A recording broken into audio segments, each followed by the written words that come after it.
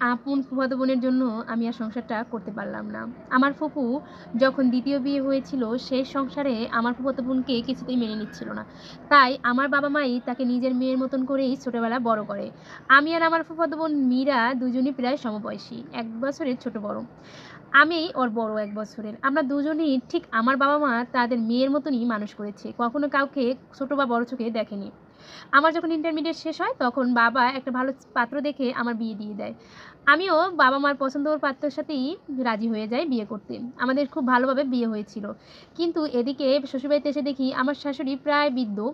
আর ওদিকে আমার হাসব্যান্ডও সবসময় অফিসের কাজ নিয়ে অনেক ব্যস্ত থাকে। তাই সবসময় একা থাকতাম বলে অনেক বেশি মন খারাপ হতো। আমার একটা ননদ ছিল, অবশ্য তার বিয়ে হয়ে গেছে দেখে শ্বশুরবাড়িতেই থাকতো। আমি আর মীরা যেহেতু ছোটবেলা থেকে একসাথে বড় হয়েছি, সেহেতু আমরা দুজনেই সবসময় সবকিছু একসাথে করতাম বলে আমার ওর জন্য অনেক বেশি মন খারাপ হতো। তাই মাঝে, মাঝে প্রায় অধিকাংশ সময় আমি বাবার বাড়িতে যেয়ে থাকতাম, আর না হয় মীরাকে নিয়ে আসতাম। কিন্তু বিয়ের প্রায় ১.৫ বছর পরে আমি প্রেগনেন্ট হয়ে পড়ি। তখন আরও বেশি বিষণ্ণতা আমাকে ঘিরে ধরে। আমার বৃদ্ধ শাশুড়ি অনেক সময় তার মেয়ের বাড়িতে গিয়ে কাটায়, বা বোনের বাড়িতে বা বাবার বাড়িতে। তো আমার একা থাকতে একদমই ভালো লাগতো না। তাই একদিন ভাবলাম যে আমার বোনকে এখানে নিয়ে আসি, মানে আমার ফুফাতো বোন মীরাকে। মাকে বললাম, মা বলল, "থাক, মীরার পরীক্ষা চলে, ১ মাস পরে যাবে।" তো আমিও বললাম তাই। ১ মাস পরে ঠিক মীরাকে আমি নিয়ে আসলাম। তখন আমার ৫ মাস প্রেগনেন্সি চলে। একা, একা ভালো লাগতো না এবং নিজে টেক কেয়ারও করতে পারতাম না। অনেক বেশি অসুস্থ থাকতাম। তাই মীরা থাকায় আমার অনেক বেশি সুবিধা হচ্ছিল। এদিকে মীরা আমার এবং আমার হাসব্যান্ডের টেক কেয়ার করতো, রান্না-বান্না করতো, আমার সেবা যত্ন করতো, খুব ভালোবাসতো আমাদের। ৭ মাসের প্রেগনেন্ট, তখন দেখতাম মীরা কেমন যেন অন্যমনস্ক থাকতো। মানে আমার দিকে তেমন একটা খেয়াল করতো না। কিন্তু আমার হাসব্যান্ড বাসায় ফিরলে তার কখন কী লাগবে সেটা মীরা ঠিকই দিত। আমার সাথে কেমন ছ্যান করে উঠতো। আমি যদি বলতাম এটা ভালো লাগে না বা এটা আমার একটু রান্না করে দে বা কিছু, কেমন যেন করতো। আমার হাসব্যান্ডের সাথে মীরা অনেক রাত পর্যন্ত মুভি দেখতো। দেখতাম ওরা খুব হাসি খুশি হাসি তামাশা করছে। তো আমি কখনো অত রাত জেগে মুভি দেখতে পারতাম না। কারণ আমি অনেকক্ষণ ধরে বসে থাকতে পারতাম না।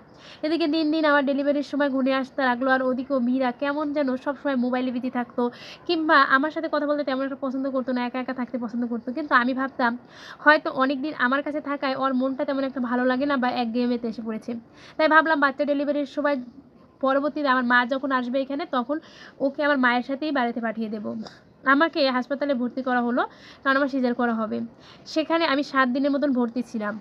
আমার মাও গ্রাম থেকে এসেছিল। আমার হাসব্যান্ড একটু মাঝে সাঝে দিকে দেখে আসতো। মীরাকে আমার কাছে থাকতে বললে মীরা বলতো তার পড়াশোনা আছে, সে বাসায় থাকবে। মাঝে, মাঝে দিনের বেলা এসে আমাকে দেখে যাবে। আমিও সব মেনে নিলাম। কিন্তু এদিকে আমার হাসব্যান্ডও তেমন একটা আমার প্রতি খেয়াল রাখতো না। কেমন যেন মনে হতো যে বাচ্চার জন্য তার এত পাগল ছিল, সেই বাচ্চা হওয়ার পর সে তেমন একটা কোলেও নিত না, আদর যত্নও করতো না। বাসায় ফিরে আসলাম। কয়েকদিন পর মা চলে যাবে বাড়িতে। তাই মাকে বললাম, "মীরাকে নিয়ে যাও। মীরা কেমন যেন হয়ে গেছে এখানে থেকে।" কিন্তু মীরা বলল, "না, আমি ঠিক আছি। আমি কয়েকদিন পরে যাব, তোমার সাথে যাব।" আমার বাবুর ৪১ দিনের মাথায় অনুষ্ঠানের পর আমি বাবার বাড়িতে চলে যাওয়ার সিদ্ধান্ত নিলাম। ভাবলাম কয়েকদিন বাবার বাড়ি বেরিয়ে আসি, কারণ অনেক দিন যাওয়া হয়নি। তাই নিয়ে চলে গেলাম মীরাকে। কিন্তু সেখানে গিয়ে সেই কাজ, মীরা সবসময় ফোনে ব্যস্ত থাকতো। এদিকে আমার হাসব্যান্ড তেমন একটা আমাকে মেসেজ করতো না, ফোন দিত না, আমাকে ইগনোর করতো। একদিন ফোন দিয়ে আমার হাসব্যান্ড আমাকে হঠাৎ করে বলে দেয় যে, "তোমার সাথে আমার সংসার করতে ইচ্ছে করছে না। আমি অন্য কোনো অপশন পেয়েছি বা যাই হোক একটা, সে আমার সাথে সংসার করতে রাজি না।" আমি বললাম, "কেন? তুমি" হাসব্যান্ডের ছেলেবাবু অনেক বেশি পছন্দের ছিল। আর আল্লাহ আমাদের ছেলেবাবুই দিয়েছে। কিন্তু না, কোনোমতেই সে আমার সাথে সংসার করতে চায় না। আমি দেখতে পেলাম যে হ্যাঁ, মীরা অল টাইম আমার হাসব্যান্ডের সাথেই কথা বলে। কারণ একদিন মীরা যখন ফোন চার্জে দিয়ে বাইরে গেছিল, তখন আমি দেখলাম একটা মেসেজ। তো মেসেজটা ছিল আমার হাসব্যান্ডের।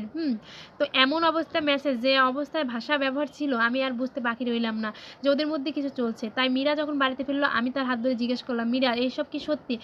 তোর ভাইয়ের সাথে কি সম্পর্ক তোর?" তখন মীরা সব খুলে বলল। বলল, "ভাইয়া এবং আমার সাথে অনেক বড় একটা রিলেশন এবং গভীরে চলে গেছে, যেখান থেকে ফিরে আসা কোনোভাবে সম্ভব না। তাই আমি চাই তুমি আমাদের মাঝখান থেকে সরে যাও।" আমি ওর কথা শুনে পায়ের নিচের মাটি একদম ফাঁকা হয়ে গেল।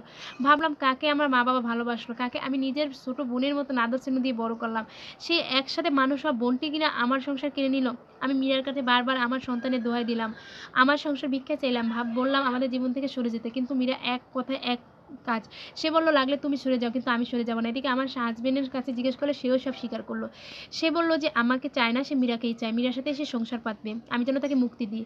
হ্যাঁ, আমি আর কোনো কিছু ভাবলাম না। বাবা-মার সাপোর্টে আমি আমার হাসব্যান্ডকে মুক্তি দিয়ে দিলাম। এদিকে মীরাও তার কিছুদিন মাথায় আমার হাসব্যান্ডকে বিয়ে করে নিয়ে তারা সুখে আছে। আমি আমার ছেলেকে নিয়ে বেশ আছি। বাবা-মা আমাকে অনেক আদর যত্ন করে, তার সাথে ছেলেকেও। আশা করি আমি এখন ভালো একটা কিছু করব। আমার ছেলের অন্তত আমিই যথেষ্ট। তার বাবার দরকার নেই।